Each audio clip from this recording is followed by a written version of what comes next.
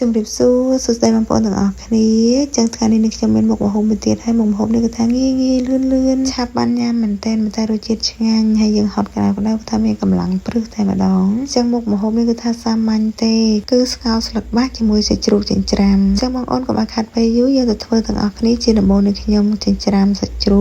កគឺសាច់ជ្រូក3ជាន់បងប្អូនទាំងអស់គ្នាប៉ុន្តែអ្នកលក់ឲ្យមកគឺថាខ្លាញ់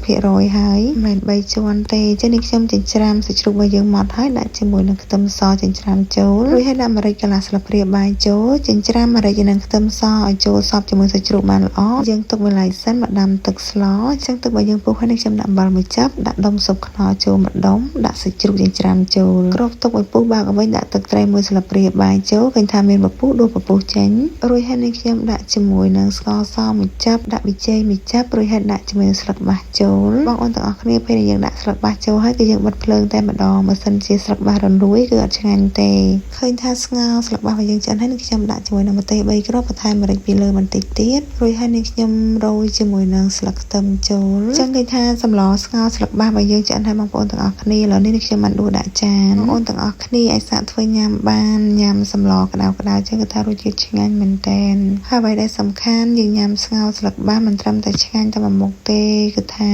យើងបានញ៉ាំជាមួយនឹងបន្លែខៀវទៀតចឹងគឺល្អមែនតែនហើយសម្លស្ងោរស្លឹកបាសនេះគឺថាលឿនទេបងប្អូនទាំងអស់គ្នាតែមួយផ្លែទៅគឺយើងបានញ៉ាំហើយទោះយើងរវល់ក៏យើងអាចធ្វើញ៉ាំបានដែរតើបងប្អូនញ៉ាំបាយជាមួយនឹងខ្ញុំទាំងអស់គ្នាអរគុណបងប្អូនដែលបានតាមដានវីដេអូនេះខ្ញុំតាំងពីដើមរហូតដល់ចប់